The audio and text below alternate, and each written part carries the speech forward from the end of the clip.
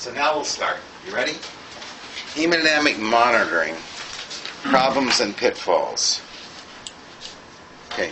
The purpose of hemodynamic monitoring, the reason why we put patients in the hospital and measure things, is to determine what aspects of the cardiac output are consistent with the adequacy of blood flow to the tissues to meet metabolic demand.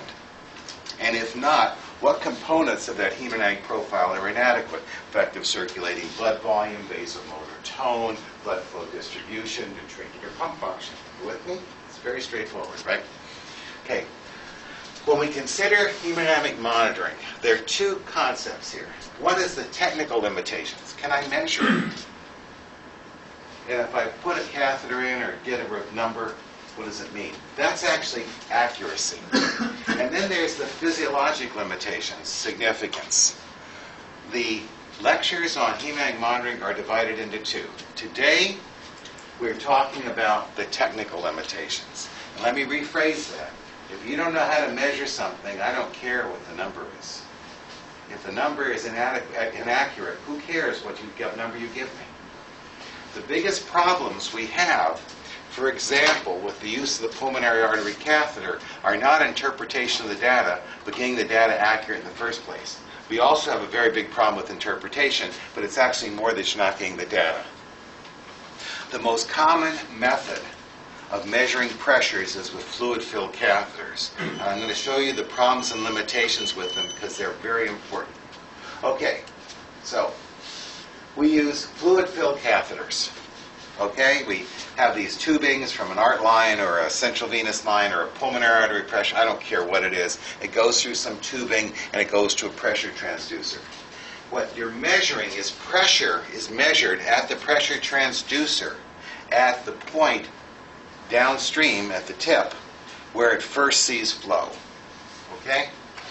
And that's usually the distal tip of the catheter. But if it's a balloon inflation pulmonary artery catheter and you blow up the balloon, you actually extend the length of the catheter through all the way to the pulmonary veins. Okay? And then you're measuring flow at the other end. That's the reason why you can measure pulmonary artery occlusion pressure. Okay? For this to work properly, so that when you have a pressure at the tip that goes up or down and you can sense it downstream, you need to have several specific characteristics, and you will see how at the bedside we screw these up and why we try not to. Number one, the tubing has to be stiff. The tubing has to be stiff so that the pressure rises at the tip and it increases the pressure in the tubing doesn't dilate up. Because if the tubing dilated up, then there'd be less pressure rise. Are you with me? So the tubing has to be stiff. So watch, if I'm using the pulmonary artery catheter and I blow up a balloon in it, and I now extend the tubing from the tip of the catheter all the way through the pulmonary arteries, pulmonary capillaries, pulmonary veins, to the first junction of of veins coming to the left atrium, which is about that far from the left atrium. That's what you're measuring with chest pressure. What's going to happen to the waveform? Will it look dampened? Yes, because you've now made the tubing compliant, because you've added a pulmonary vascular component to it. So one of the fundamental characteristics of a pulmonary occlusion pressure measurement is you see what appears to be a dampened waveform. Okay? That's just an example of why our tubing has to be stiff. The fluid inside it has to be non-compressible. In Bangladesh and in various third world countries where brake fluid is expensive, they use water as the fluid in the brakes. Okay?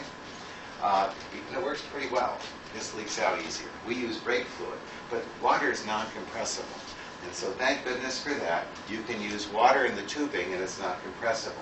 But if you used air in the tubing, air is very compressible. So if I had an air-filled catheter, I'm measuring a pressure at the end, it would be very dampened. And then finally, the pressure transducer has to have an appropriate frequency response dampening characteristics and stability over time. The good news is that the catheters that we buy today are extremely accurate. And therefore, there's almost never a limitation based on the pressure transducer itself. It's almost always the air in the line, tubing is fluid or too long, and you know the catheter where you want it. Okay? So what are the characteristics of the pressure tubing that you need to understand, and why do we put in the tubes the way we do. They are described here. Let's talk about the first one, which is a frequency response. If I were to take you and put an arc line in you and hang it up to an arterial catheter, which I hold up high like this, and I look at the pressure, I would see it going up and down. And if I were to look at how that pressure was going up and down, it would actually look something like this. Okay? But if I were to connect it to a pressure transducer, which could accurately measure the velocity, it would look totally different. You will note that the mean values are identical. So with a dampened signal, the mean values are still correct, but the peaks and the troughs are wrong because your frequency response isn't there. Okay. Harmonic. So in other words, if I have a slow frequency response, I've got caught at the tip of the catheter, blocking the fluid. I'll lose my tips on both sides. I'll go into that in a second, and I'll show you how we find out. That's the most common problem, by the way, with monitoring, is frequency response dampening, or hyper. Now, what about natural harmonic frequency of a system? Has anybody seen that old video of the suspension bridge over a canyon and somewhere in Washington State when the wind was blowing through it, and there was all of a sudden the bridge started bouncing up and down and then totally destroyed itself? Did anyone see that? It's a really amazing video. What happened was the speed of the wind through it started the bridge to vibrate and reached its natural frequency. So every single time it went down, it was pushed, and up it went up, and it summated to make the bridge increase and increase in frequency. Let me give you an example. Let's assume that I have a tube which is only this long, and I put a pulse through it. Well, what's going to happen is that the pulse is going to go through it and bounce back. And the frequency at which it's going to bounce back is a function of its length. And if I simply make the tube longer and longer and longer and longer, and then look at the frequencies, I see that they start to get longer too. And when I get all the way out to a meter, the natural harmonic of our tubing is 1 hertz. 1 hertz is 60 times a minute. So if you have really long tubing connected between your catheter tip and the pressure, you're going to have a natural harmonic amplitude occurring at about 60 beats a minute. And thus, the longer your tubing is, the more you're going to see an artifact in your tubing of the pressure signals. Now, this is probably not important for pulmonary right atrial pressure, okay, because it's kind of a low frequency. But for arterial pressures, it's profoundly important. Have any of you noticed how short the arterial catheters are when you have that it goes from the arc line to the patient? Right? They're that way on purpose. The nurses are told to keep that tubing as short as possible, because once you get to about this length of space or longer, you start to get harmonic frequencies altering the waveform. And so you see a wave on the pressure transducer signal that is not real. It's strictly an artifact of the system. Okay? So, the natural harmonic frequency of the tubing. So what do we do to block that? Well, we make it stiff to allow an accurate transmission of pressure. However, stiff tubing vibrates, right? Have you ever tried to make a bell ring? You hit the side of it. Has anyone heard of a balloon filled with water ring when you hit the side of it? No. It's soft, it's compliant. But if you were to take the balloon with water in it and freeze it and hit it, you'd hear it ring. Same water, but now it's stiff. So the point is that stiff tubing vibrates. Thus, we want to always keep the tubing as short as possible. Can anybody here think of a situation in which when you have a critically ill person, you have to use really long tubing? MRI. So in MRI, the waveforms are ridiculously long. But the mean value is still correct. So when they're in the MRI, they say, no, ignore those, ignore them. That's what they tell you. But if you didn't know better, you'd say, oh my God, what's happened to this person? Are they having aortic insufficiency? And that's why the diastolic is falling so low, to 20 or 30. Next time you're in MRI, take a look at your vascular catheterized patient. Okay? Now let's talk about signal dampening. when you put the catheters in, as I said, if the pulmonary artery catheter goes out, it's going to have a harmonics associated, a dampening associated with it. And, oops. Okay. So, the way in which we test functionally to see if, in fact, the signal we see is dampened is what's called a flush test. It's a really simple thing to do. As you probably all know, every one of your pressure transducers has a high-pressure bag of heparinized fluid above it, so that there's constantly this slow trickle of fluid through the catheter tip so it doesn't clot. This is important for two reasons. One, the catheter doesn't clot, but the second one is if you have a person who has heparin-induced thrombocytopenia, you have to specifically address with the nurses that heparin must be removed from the flush solutions because they forget it. They say, don't use any heparin. So they say, okay, I'll take away my subcutaneous heparin, but they forget to take it away from the flush solutions. And you can die from that. Okay? So anyway, so what you do is you start your graphic recorder or your strip chart on the screen, and you just pull on the tip, and that's got about a 400 millimeter mercury bag on it. So it's going to slowly go up to the top and ping out, and then you pull it in and let go. So you're going to see a square wave coming out, okay? And what you should see is that this is your arterial waveform. It goes up to creation. You never see the top. It just kind of bounces right there, and it stays there. And when you let go, the important part is that when you immediately let go, it has 1.5 bounces, no more than 2. If it comes down slowly, that's dampened. If it kind of goes, that's underdamped. So this is an example of underdamped up there. You can see here after the flush test, it goes ping pong. So you can imagine then that this arterial pressure waveform that you're seeing, see this? See those bumps in it? They're not real. They're not part of the body. They're actually an artifact of your recording system. And if you knew it, if you saw it, do a flush test and say it, and you say, it's there. What about this one? It's underdamped. There's clot at the tip where the catheter is all the way out and touching the luminal wall.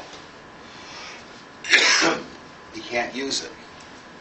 Essentially, you'll see something that looks like this middle one if it's underdamped, this one if it's overdamped, and this one if it's just right. Remember Goldilocks, too hot, too cold, just right? Right? You want the Goldilocks thing here. And how do you know? From looking at these waveforms, you have no idea. You must do a flush test and look. So if any time the nurse says there's a problem with the patient, you want to look at the waveforms, just go, let me do a flush test. Okay, it works. Now I can look at the numbers, all right? Okay. Catheter whip artifact. Not that common in arterial catheters unless it's in the femoral artery where the tip can be swung back and forth. Because radial arteries can't go anywhere. But let's assume you're a pulmonary artery catheter. So I'm going to be a little teapot. I'm a little teapot, okay? I'm a teapot short. You know the song? Nobody knows that? You do. Thank you. All right, I'm a teapot. I'm the pulmonary artery catheter. And I have gone through the right ventricle and I'm out in the pulmonary artery. You with me so far? Well, if you looked at a person with a PA catheter during radiology with fluoroscopy, you would see that with every heartbeat, the catheter goes out like that. Every heartbeat. Now, if a person is hyperdynamic, what happens at the tip is it's being accelerated forward really sharp, which is going to increase the pressure, and then with diastole, it's going to be whipped back really fast. That will decrease the pressure. And so what you'll see is something like this on your waveform. And the important part of it is that both the going out and going in will have the same whip on it. Okay. And so if you see a PA catheter in which there's this boom, boom, boom, boom, boom, boom, boom, boom, okay, systolic, diastolic, okay, you with me? That's catheter whip artifact. The person doesn't have pulmonary hypertension due to those things. Their actual pulmonary pressure may be quite different. You either have to pull the catheter back a little bit so it's not getting hit so much, or in some way figure out why the patient's getting an epinephrine drip that you weren't aware of. Okay? This is just a pretty picture to demonstrate some of the technical limitations. Once again, the square wave over response is shown here. Under response, this is basically what you want. There also are characteristics of the systems which we've learned over the years are not good, so that you'll actually get an amplification of the signal if you start at a certain frequency, which is what happened with the bridge in Washington State. The actual amount was nothing, but the frequency of the flow of air increased to such a level that it amplified. That's called a harmonic. What we have presently these days is a minimal resistance, low mass system that allows us not to have frequency response of our catheters, okay? Now I want to talk about the things you actually do at the bedside, and they are balancing, zeroing, accessing the dynamic response, knowing when, leveling your system, so how do you know where your pressures are relative to the patient, and then how I can calibrate and get the right numbers to reproducibly figure out what's happening to my patient from hour to hour, okay? So the first is, how does a pressure transducer work? A transducer transduces a real physical phenomena called pressure into electrical current through a thing called the Wheatstone bridge. And what it is, you deform a membrane, it causes the Wheatstone bridge to turn, and the tungsten in it gets deformed, and as it deforms, it alters its resistance. And what you look at is the voltage across it, which will be a direct function of the deformity, which is a direct function of the pressure. So what you end up with, as shown on this picture, is a output on a screen that will be linear, because these pressure transducers are very good that way. That'll be a function of the absolute pressure. So let us assume for a moment that in reality, here on the x-axis, our absolute zero is occurring at this point here, and we're going up towards 100. Well, what you do by zeroing, when the nurse comes in and she opens up the stopcock to zero, but the pressure transducer's on, she then presses zero, and what this does is it physically takes the catheter and pushes up or down the number so that when you say it's zero here, when you say you're at real zero, it makes the machine's strip chart say zero. You with me so far? Good. And then the second thing you do is you press a 100 calibration. And by that, that's called zeroing. A 100 calibration, you now say, I know I'm at 100, so now I'm going to increase or decrease the gain of the electricity so that when I see 100, I'm going to get it. And that's called calibrating. So you both move up or down the response, and that's zeroing, and you change the slope of the response, and that's calibrating. And the nurses do it about once a day on all their patients. But I will tell you, if you ever have data that doesn't make sense, ask them to re-zero and recalibrate. And about a third of the time, that will be the problem. Okay? Now, we need to talk about what a number means. 70 millimeters of mercury, mean arterial pressure, 80, etc. To do this, I need to describe to you this concept of precision and accuracy and bias. So, precision is the reproducibility of the measurements. Accuracy is how close they are to the true value. So let's assume I've got two archers here. You with me? And the first one fires, and I get pretty good. One's in the middle, two that are pretty close, and one's just outside. So, you know, if you're shooting darts in a bar, someone's going to be paying for a beer. Now, let's have another archer. He goes out and he fires. That's good accuracy, by the way. Now another archer comes and boom, look at that. On this side over here, they're phenomenally closely grouped. Every single one of them is exactly the same. That's phenomenal precision. If there's any change at all, it's real. But you just don't know if the right answer is there. I don't know if 5 millimeters of mercury is 5 millimeters of mercury, but if it goes from 5 to 6, it really went up by 1. The difference is bias.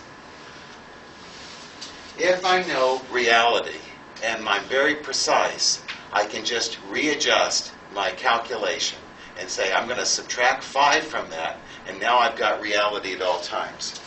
In the real world of medicine, you would much rather be precise than accurate.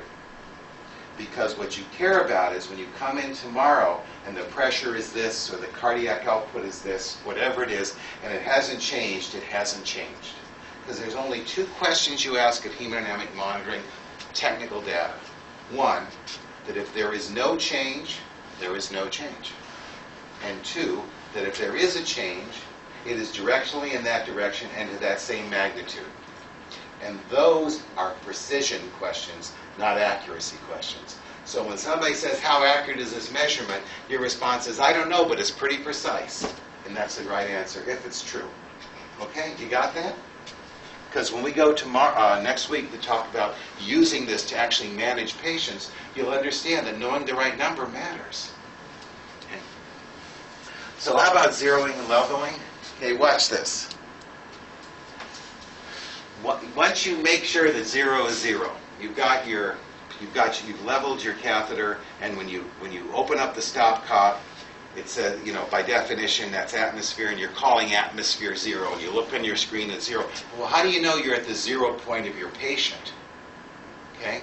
Well, for that, you level it to make sure that it's right at the 0 point of the patient. So once you get 0 is 0, so in other words, if there's no air pressure coming into it because you've opened the stopcock to air at 0, then you want to make sure that the position of that stopcock physically is exactly at the point in the chest where there is no change in pressure no matter which position you're in. And that point is called the isobestic point. And Guyton described it in the 50s. What he did, he took dogs and he put catheters everywhere, and he just rotated them, set them on their heads, their tails, rotated them around, and said, at what point in the chest, if I measure it, is there never ever a change in pressure independent of what orientation? And he found it was at the mid-axillary line, right below the manubrium sterni, which is why you zero it to there, which means that you can measure accurately right atrial pressure or mean arterial pressure with a person sitting up, as long as you have it 0 to this point. You with me? However, if I have the pressure transducer in a patient supine, and now I sit the patient up, but the pressure transducer is still there, then I'm going to be measuring a pressure higher than it really is. Because I'm going to not only measure the real vascular pressure, plus the hydrostatic pressure of the tubing. And so I'm sure some of you have come into the hospital, and all of a sudden both the CVP and the pulmonary pressure and the arterial pressure are 10 millimeters of mercury higher than they were at the last minute. And there's no change in heart rate or anything else. All that happened was they set the patient up and they hadn't re-zeroed. Or vice versa. They were sitting up and fine, then they laid them flat to suction or something, and everything fell. Okay? So you have to make sure you're leveled. So let me give you an example of what that looks like. So let's assume that I've got a heart and I'm re-zeroing it to this point. And in fact, if I were to look, I'm right at the level of 0. Okay, this is 0. But I want to show you a couple of other things because you might not appreciate it. Look at the tubing here. It's below the level of the heart. And here it's above the level of the heart. You with me? The point of the matter is, as long as the beginning and the end of the tubing are all at the same level, then by definition, 100% of all the amount that's up must equal all the amount that's down at all levels, because at the end they're all the same. So you can have the tubing going down like this, you can have it going like this, it doesn't matter, because just let's assume all the tubing goes up in a great big arc. I have just as much going this way as I go going this way, and it'll always balance out. So how the tubing runs when it gets from the catheter to the transducer's immaterial, as long as the 2 points are equal. Okay? But let's move the catheter down, and we have it go down to there. Now the problem is that we're measuring a pressure significantly lower. And in this case, let's make it 10 centimeters, which is only that much. And since the difference between centimeters of water and millimeters of mercury is the density difference, which is 1.36, we can say that if my right atrial pressure was 5 and I'm now 10 centimeters down, that's equal to 7.3 millimeters because I just divided 10 by 1.36. And that's set. So it turns out that the measurement that the manometer is giving me is actually 12.3. And I haven't done a damn thing. All I've done is sit the patient up. And the CVP went up. That wasn't a fluid challenge. That wasn't anything. I can have a significant increase in CVP or decrease just by screwing up leveling immediately in the next beat. And so understanding that when you're using these data to manage your patients is important. You have to understand the technical limitations to the use of these devices.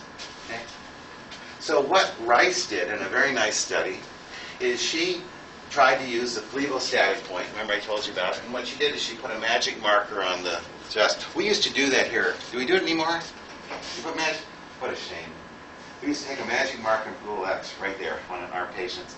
Because, you know, unless you do a skin graft, that mark's going to stay where it's supposed to. And what you're, of course, supposed to do is make your zero of the stopcock. By the way, this is always on the boards. So it's not the top, it's not the pressure transducers where you open it to air. The zero of the stopcock to the isobestic point, okay? And she used a Carpenter level, which is what we use at Presby, to zero, okay? And so she said, let's see how accurate skilled professional ICU nurses are using a mannequin to measure a true right atrial pressure using just visual eyeballing it. Does it look about right? Carpenter's level, or one of these neat things that has a laser going off in both directions. And you use it for leveling. I think you might see it on some of the late night shows. You can buy it. It's a good way to stick it there and you know exactly that you're level. Okay? So what she found was that, and these are the same nurses doing it, that if they just used visual, they could have been off by 12 centimeters between people's measurements. The Carpenter zero was about 8, but they were right on with the laser. We used the Carpenter. I actually showed these data to Holly Lorenz, and she said they're too expensive. Doesn't matter anyway. We're going to use the Carpenter. Okay. You can do an awful lot of quality improvement initiatives, but if the university doesn't want to pay for it, it doesn't matter what you find.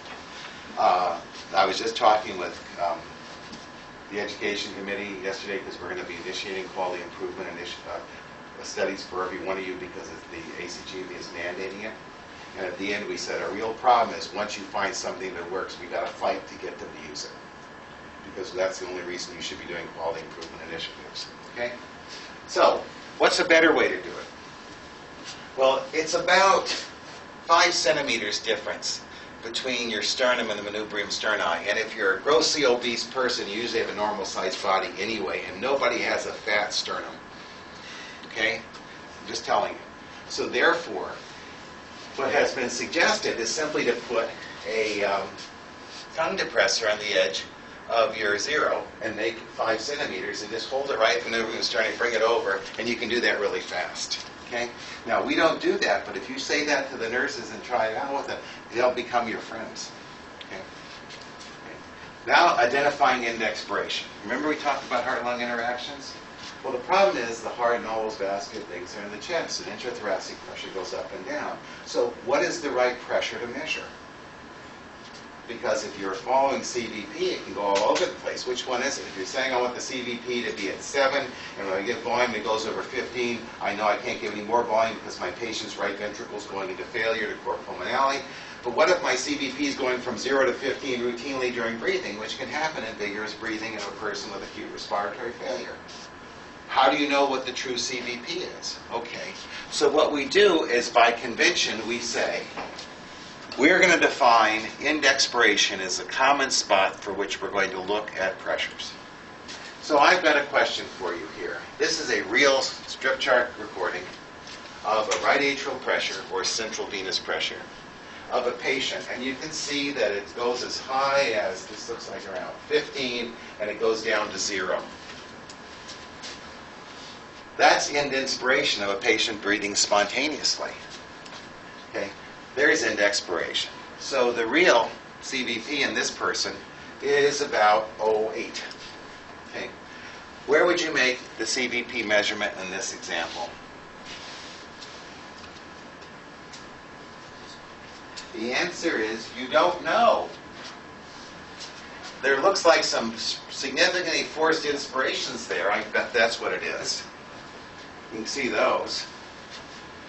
Chances are you really can't tell because this person was a COPDer from the VA, and when I was in the VA as the director, that was a long time ago. And it was a okay? So he had both positive and negative swings in his intrathoracic pressure. So index expiration could have been anywhere, so you really didn't know. Okay, what is the real value? God only knows. Okay. So, deep inspiration with forced expiration. There's the deep inspiration. There's the numbers. I can't help you. So, there's two ways to deal with it. The way that the American College of Critical Care Medicine states, and the way it's listed in the board exams, is that if you have a person on positive pressure breathing and they're not fighting the ventilator, you take the lowest value. Okay? So that would be in a pulmonary occlusion pressure, this point here, or in a pulmonary artery pressure would be these values, not the high ones. Okay? But the pulmonary artery occlusion pressure is not really left ventricular end diastolic pressure, and it never was. This is the original paper that compared pulmonary occlusion pressure to left atrial pressure in human beings. And you can see that under the very low levels of 10, maybe to 12, they're pretty accurate. But at the range we live at, they're very inaccurate. So even the original data from 1973 showed that the pulmonary occlusion pressure was not good for clinical decision making in patients whose wedge pressure is greater than 12. And that's not new. 73 was probably before most of you were born. Yes, sir? What are the limits of the left atrial pressure? Oh, these are patients, this is cardiac case. These are all cardiac cath. Yeah, because the original PA catheters were used only by cardiologists. Okay, well the pulmonary occlusion pressure also is not a wedge pressure. That's the other thing. I call it wedge pressure because it's an easier term to say. But wedge pressure is different. Pulmonary occlusion pressure is when you blow up a balloon and it's actually in a large pulmonary artery, about the size of my little finger. Whereas a wedge pressure is you take a very thin catheter and pass it out as far as you possibly can, and it wedges out there, and there's a significant difference in the amount of resistance that you bypassed with the balloon versus the wedge. And the wedge pressure is significantly higher than the occlusion pressure, and this was nicely shown by Jean-Louis Thibault in a study in the Journal of Applied Physiology. If you blow up a balloon in the pulmonary artery, you get a pressure that's measuring this resistance. But if you blow up a wedge pressure, you're only measuring that, and so you bypassed all the resistance, so the pressure is significantly lower. And in fact, the proximal one, pulmonary artery occlusion pressure, is there. The true wedge pressure is higher in the same animal or human. That's why when everyone says to me, I don't know if you've ever been a professor else with me yet, we're starting this up, and they say the wedge pressure is this, I say no, it's pulmonary occlusion pressure. But it's so easy to say wedge that we do. Since nobody really measures wedge pressure, I think it's probably just a minor thing that we're going to have to deal with. But just understand that wedge pressure and pulmonary occlusion pressure are not the same. Okay? So, here we go. This is a pulmonary occlusion pressure, but it could just as easily be a CVP. And the nurse shows you two strips. Cuts them out. Doctor, which one of these has a higher, which one of these patients has a higher pulmonary occlusion pressure? This one where it's about, I don't know, that looks like 10, 11? Or this one where it's down to 2? So that's all the information you know. The answer is that A is higher, B is lower, or C? You really don't know based on this information alone. Speak up. C, I don't know. And the reason is those were from the exact same strip chart. This was a fun study. I simply took the strip chart and cut it. I'm going to show you the strip. I did two things, so this is a fun thing. This was A, and that was B. Well, by the way, nurses, if they want you to give volume, report the wedge pressure is 0. And if they think the patients had too much volume, they report the higher wedge pressure. So unless you, of course, have a close working relationship with the nurse and you know that they can trust you and vice versa. Okay, so how can I determine end expiration?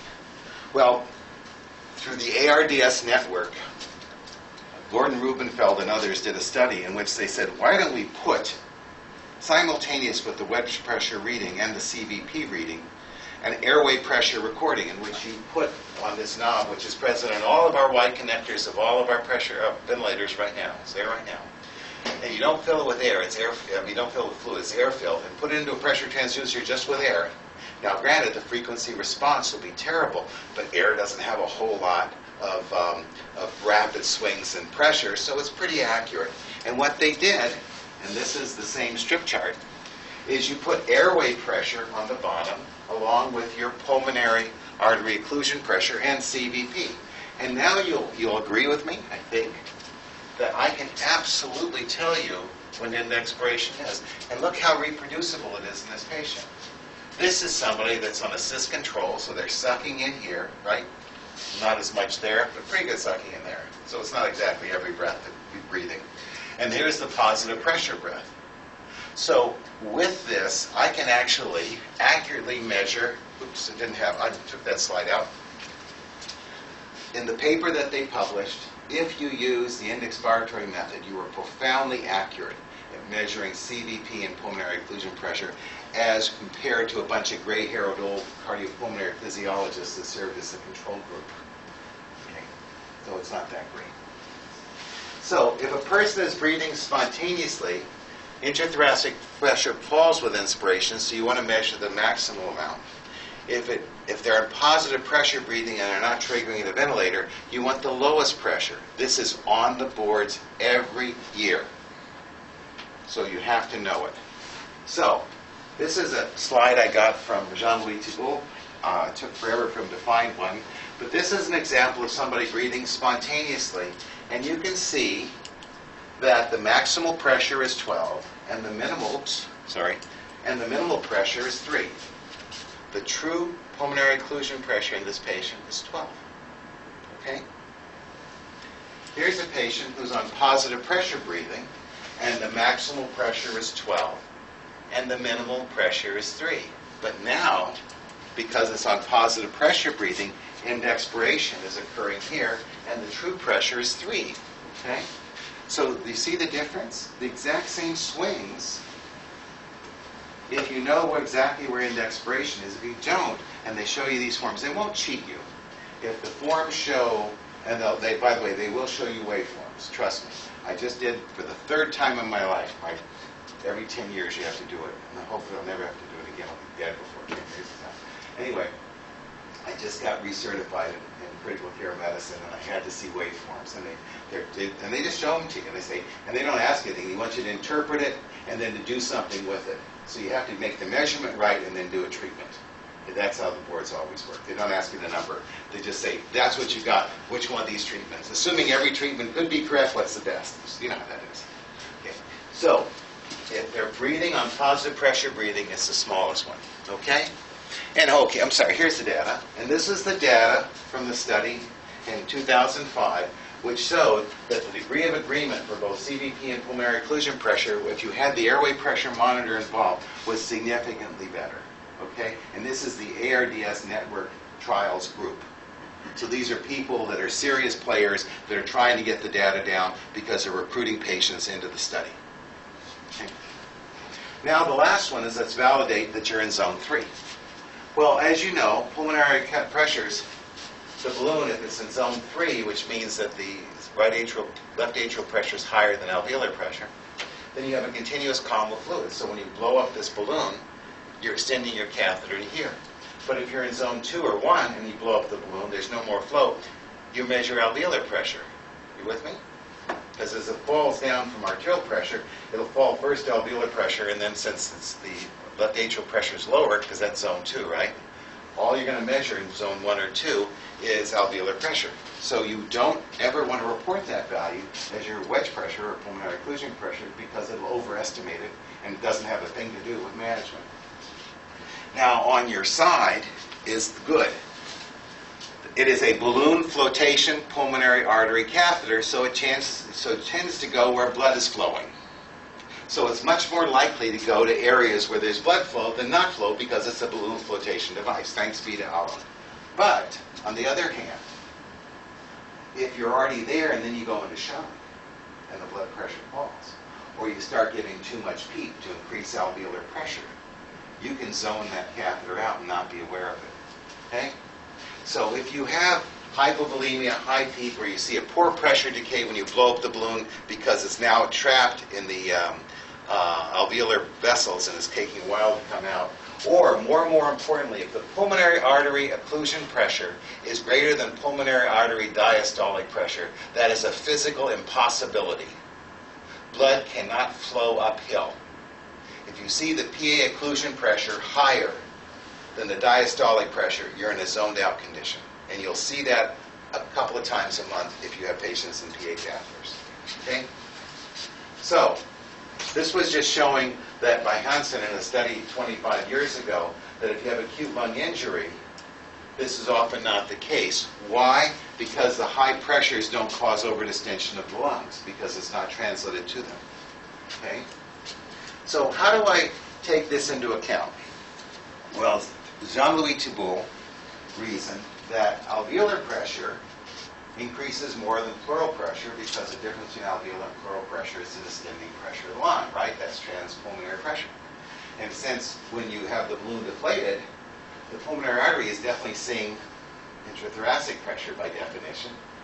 If the change in the diastolic pulmonary artery pressure is greater than or equal to the change in the pulmonary artery occlusion pressure, then you must be in zone 2, zone 3 conditions. If it's greater, you're not. And so he did a study in which he looked at that. And specifically, he simply looked at the change in pulmonary pressure that occurred compared to the change in pulmonary occlusion pressure. Now, he incorrectly said you look at the systolic pressure. He subsequently has changed his opinion, and he agrees with me it should be the diastolic, because the systolic pressure can vary because of changes in pulmonary vascular resistance and impedance if you inflate the lungs. So that can give you an artifact, but the diastolic doesn't. So in this first one, the pulmonary artery occlusion pressure change is significantly greater than the wedge pressure. So in fact, you're measuring wedge pressure. Okay? In the second one, they're equal to each other, so you're measuring them. But look at the third.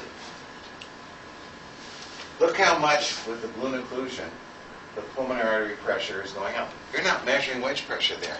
You're measuring alveolar pressure. Okay? And it's so easy to do. You have your patient, you're looking at the flow, you blow up the balloon, you see it happen, and you freeze frame, and you look. You put your fingers out, and you measure, okay, that's how much it is, it's the same. And then once you know that, you say, okay, I can believe the data, now I can use it. If it's not real data, I don't care how accurately you write it down, it's meaningless. Okay? Next week we'll show how to use it, but you have to get the right numbers first. Okay?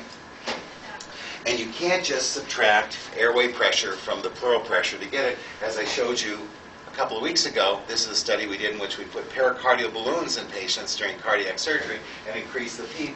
And as you see, although PEEP increases intrathoracic pressure, it changes profoundly amongst patients. And you can have a 10 millimeter mercury difference between one patient to another.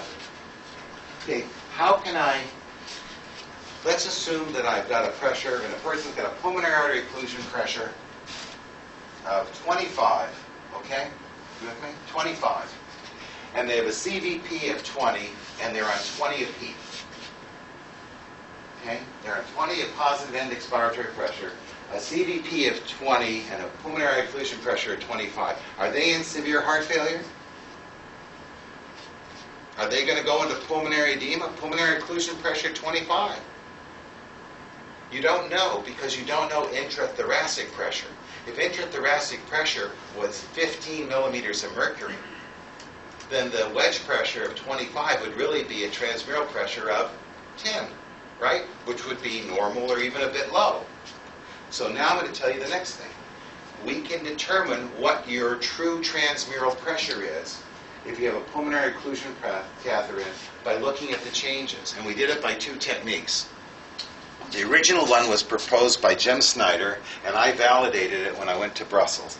And he hypothesized that if you take a patient and you blow up the balloon for balloon inflation pressure, and at indent expiration you pop them off the ventilator, as a nurse may do to suction, and you watch the pressure rapidly fall, the nadir point that it goes to in about 2 heartbeats will equal the on-peak transmural pulmonary artery occlusion pressure because there's not enough time for the venous return to come back. Okay? Problem was we couldn't do this accurately. So when I was in Brussels, we put in pericardial balloons, left atrial catheters, and pulmonary occlusion pressures in a whole bunch of cardiac surgery patients and actually did the study. So the logic is the rapid disconnection causes a nadir pressure, and the question was, is that going to equal pulmonary occlusion pressure? So you can see here we have pericardial pressure, arterial pressure, pulmonary artery occlusion pressure, and true left atrial pressure with a left atrial catheter. You with me? And at this point right here, we pop them off the ventilator, and we see the pressure falls down, and that's the nadir point. And it gets there in 3 seconds, and you put them right back on the ventilator. You with me? And our question was, to what extent does the nadir pulmonary occlusion pressure equal the end expiratory on-PEEP left atrial pressure minus pericardial pressure, transmural pressure, as you go from 0 to 5 to 10 to 15 to PEEP. And these are the data from that study, in which we have the on-PEEP pressure and the nadir pressure. And this is the difference between pulmonary occlusion pressure and left atrial pressure minus pericardial pressure. And as you can see, as you progressively increase your PEEP, your wedge pressure progressively goes up relative to true left ventricular filling pressure, right? Because you're not taking into account intrathoracic pressure. So that guy that I said had a wedge pressure of 20, okay, or 25, his intrathoracic pressure was 10, it was really 15. But the nadir values remained accurate at all times. Okay? Well, there's a problem with this. And that is two things. One, you're on PEEP for a reason. If I pop you off PEEP, I can get de-recruitment really fast. It takes a while for the lungs to re-recruit. And that's kind of scary. Number two, if I have chronic obstructive lung disease, and I can have people on PEEP with chronic obstructive lung disease because chronic obstructive lung disease patients can get ARDS. They're not immune to it. And thus, if I do and I pop them off, they're not going to have a decrease in their pressure. So this is a normal person, but this is a person with dynamic hyperinflation. He's got no nadir value. So what can I do in those patients? Well, in those patients, and this, by the way, is on the boards, what we look at is the index of transmission. So we have our airway pressure with an inspiratory pause, and we reason that in millimeters of mercury, this is airway pressure is done in centimeters, but you have to calculate in millimeters, that the change between the expiratory pause and the plateau, the plateau and the PEEP, that's the true distending pressure of the lung, right? You'll agree that's tidal volume. You'll all agree with that is the pressure. That's the airway pressure increase. But the changes in the pulmonary artery diastolic, that's the intrathoracic pressure difference. Okay? So watch. Let's assume that by definition has to be the change in alveolar pressure. You remember that from pulmonary compliance stuff, right? First month you were here, you were taught that, right? Well, this is the change in intrathoracic pressure. So for a given tidal volume, this is the transmission index. So the transmission index is the change in pulmonary pressure. So if 100% of the intrathoracic pressure, airway pressure, causes pleural pressure to go up, because I have an absolutely cement chest wall, okay? Then my transmission index is 1. Okay? But if only 50% of the airway pressure increases pleural pressure, then I have a transmission index of 0.5. You with me? Okay? So this is a real patient. So that's my transmission index. So your actual true wedge pressure will be the measured wedge pressure minus the degree to which the PEEP is being transmitted to the pleural space, which is PEEP times the transmission index. So let's say, for example, we have this delta of the airway pressure turns out to be 8 millimeters of mercury, and my wedge pressure goes from 14 to 19, which we're going to say is 5 millimeters of mercury. Then the ratio of those two by definition is 60%. So that means 60% of the PEEP is being transmitted to the pleural space. So I can subtract 60% of the PEEP from the wedge pressure. And I will come up with a real wedge pressure of not 14, but 7. You with me? Shouldn't the transmission be like a function more than just a flow? We assume a straight line compliance. It's easier. And by the way, this is on the boards, so I want to warn you about it now, because this is something they can test you on. What they'll really show is that you'll have a very high index of transmission, which means that it really is, the increased pressure is not real. The PEEP is really causing the increase in pressure, and somebody else will have a really low index of transmission, which means they really are in heart failure. Okay? So that's how they'll use it. They won't ask you to calculate and give them a number. Well, they might, but they didn't when I took the exam. Okay?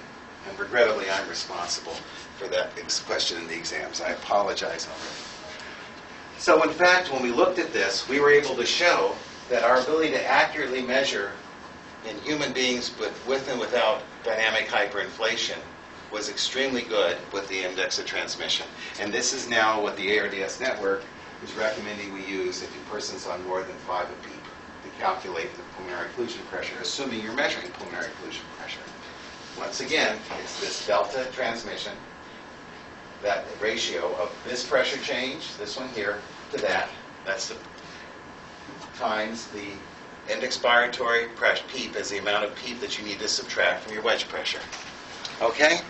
So then the respiratory artifact, measure the minimal value during positive pressure and the maximal value. Now, so the summary is on this, measure and mark the mid-thorax. I would use a laser. Assess the dynamic response. Validate you're in zone 3. Use pulmonary occlusion pressure. No nadir disconnect in ARDS. Not a good idea. You want to calculate the transmural. Now let's talk about the last two things, which is O2 sat and cardiac output. Using an SCVO2 catheter, we can now continuously measure O2 sat, either in a central venous catheter or in the pulmonary artery catheter. And in fact, some people have said it's not accurate when you go to really low hematocrits, but I don't have many patients with hematocrits of 14 or less. So over the normal range, it's pretty accurate.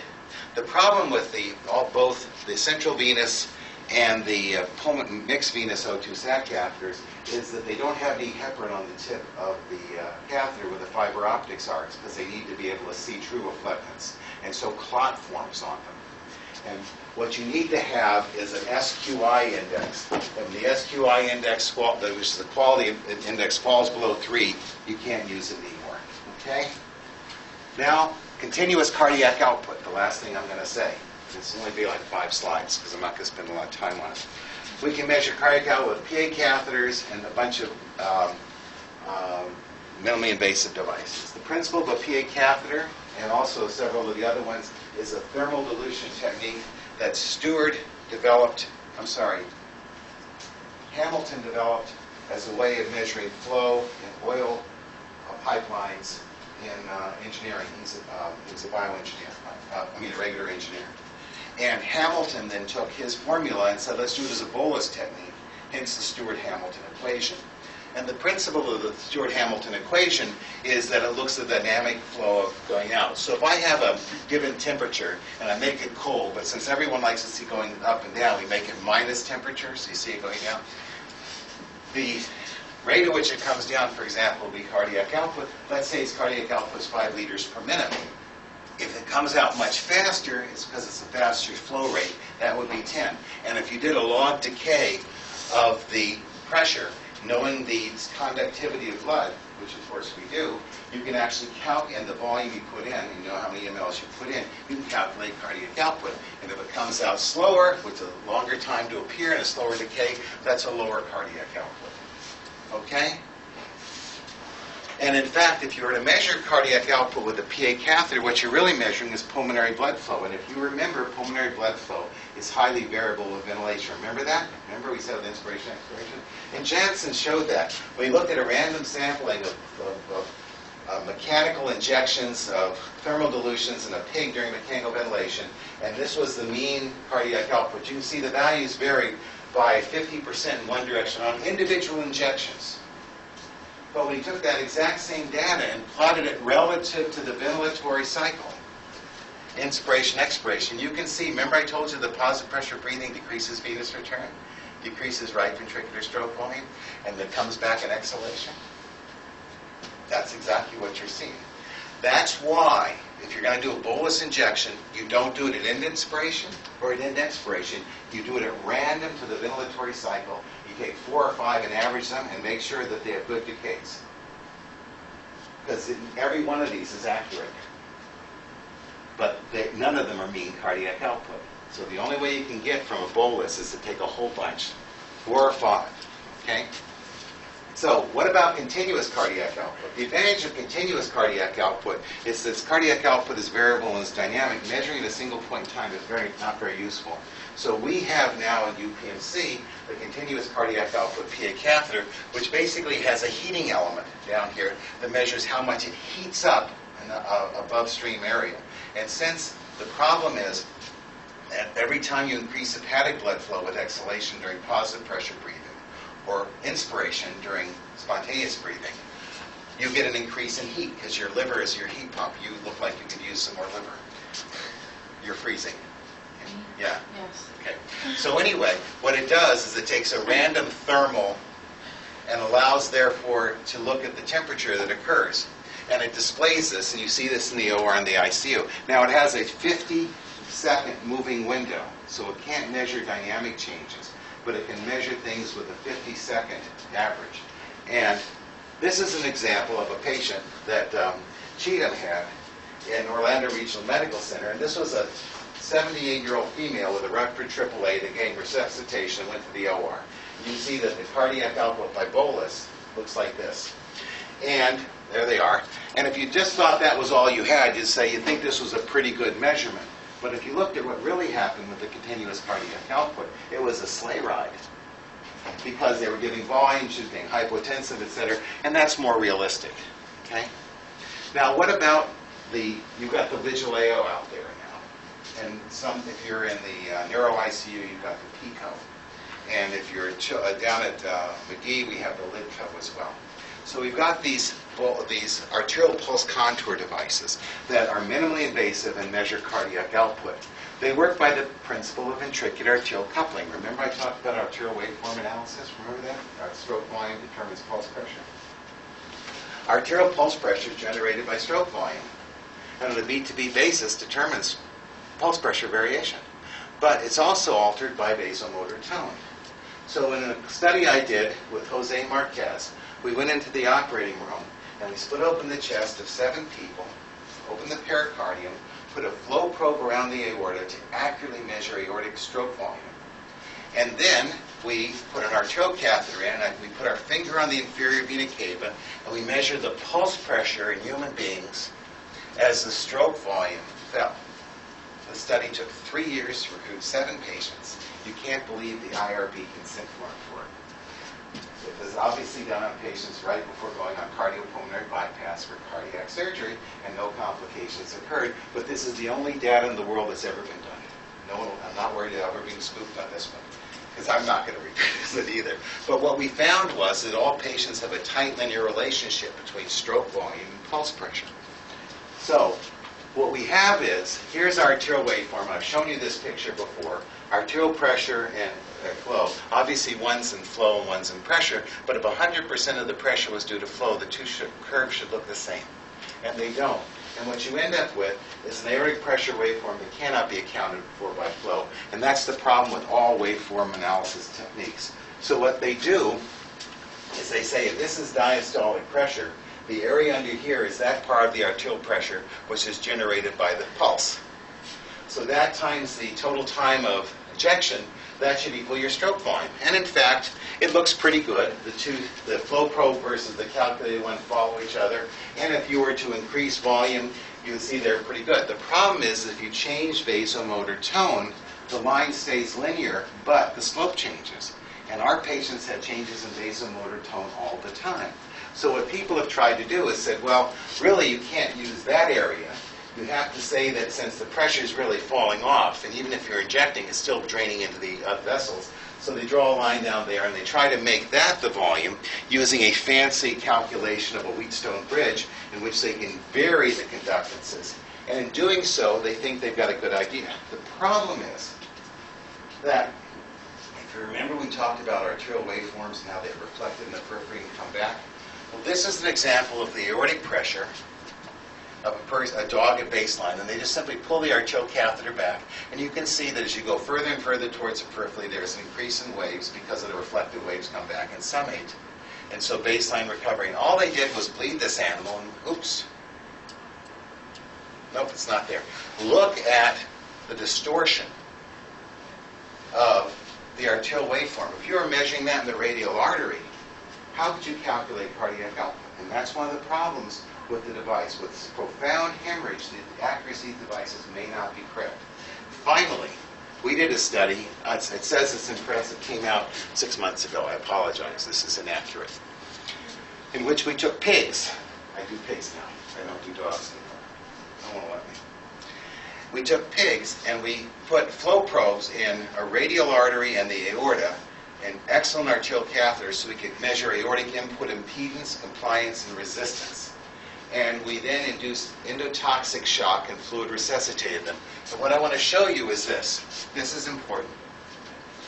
As we gave the endotoxin infusion, you can see the cardiac output fell, and it fell in parallel to the flow in radial artery flow. And then we fluid resuscitated them. You can see the radial flow went up identical to aortic flow, right? Because it's proportionally the same. It should.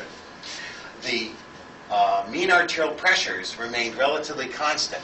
So the pressure-flow relationships of the vasculature didn't change. So the resistance characteristics of the vasculature didn't change. But watch. Here I'm showing you the pulse pressure. The radial artery has a higher pulse pressure in blue than the femoral in green, than the aorta in red, and that, of course, is normal, right? There's an amplification of the pulse pressure. But look what happens in a septic shock condition, and this is also true in humans. With fluid resuscitation, the aorta becomes stiffer, and the periphery vasodilates. Okay? And this causes the compliance of the periphery to go up because of inducible nitric oxide synthetase and other vasodilators. The periphery dilates up. Thus, all these peripheral waveform analyses techniques you use, LIDCO, FlowTrack, etc., if you have a patient with end-stage liver failure, which you may see in the TICU occasionally, or up at the VA, or if a patient is going into septic shock, you need to recalibrate the device because the assumption about pulse to flow will be wrong, and you can be totally out to lunch in terms of the accuracy of your device.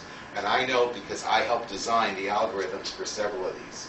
And they do not work when you totally screw up the periphery. They can't physically work because of that. So you need to recalibrate them, okay? So at the present day, we have the Pulseon device, which was the original one, and they've got this new one called the Pico Rapid, which doesn't require calibration. The LIDCO came along later, and the LIDCO Rapid doesn't require calibration. And Edwards came in about 6 years ago, and they have FlowTrack, which you know is Vigileo. Okay? And when Renan Hadian is one of our second-year fellows a few years ago, compared all three to each other and to a PA catheter in human beings in our CTICU, she just simply asked the question, how do they all work in a series of patients in which they come back from cardiac surgery? I'm giving them vasodilators, I'm giving them fluid, etc. How the dynamic changed. And what she did is she compared them to a common value. She said, if you look at them, the degree of error between them gets quite large. This is 4 liters, 3 liters, 3 liters, and 2 liters. So I could say I've got a cardiac output of 6 in one device and 10 in another. So you're not going to get very much accuracy. But what we found is that if one says it goes up, the other says it goes up. So they are very precise. So since there is no such thing as a normal cardiac output, only an adequate or inadequate cardiac output, knowing that it's going up or down in response to therapy or disease is important. So don't hang your hat on the absolute values. Okay? So, if available, use continuous cardiac output because bolus methods don't work. If not, perform at least 4 thermal dilutions at random the ventilatory cycle. If you're going to use SVO2, you've got to calibrate it daily. and recalibrate your minimally invasive devices if the patient's vasomotor tone changes. So in conclusion of today's lecture, hemodynamic monitoring is really neat. It's one of the things that defines that we're in ICU. That and mechanical ventilation is what everyone thinks of when they think of an ICU. It provides powerful means to monitor cardiovascular function at the bedside. It's associated, regrettably, with inaccuracies and misconceptions and poorly documented benefit when assessed for benefit, primarily because the data itself isn't accurately recorded, and when recorded isn't accurately used to manage patients the way it should be, and that I'll talk to you about next week. It requires a good understanding of the pathophysiologic underpinnings, which you've already got, but now you need to know the technical sides of it, okay? And with that, I say thank you.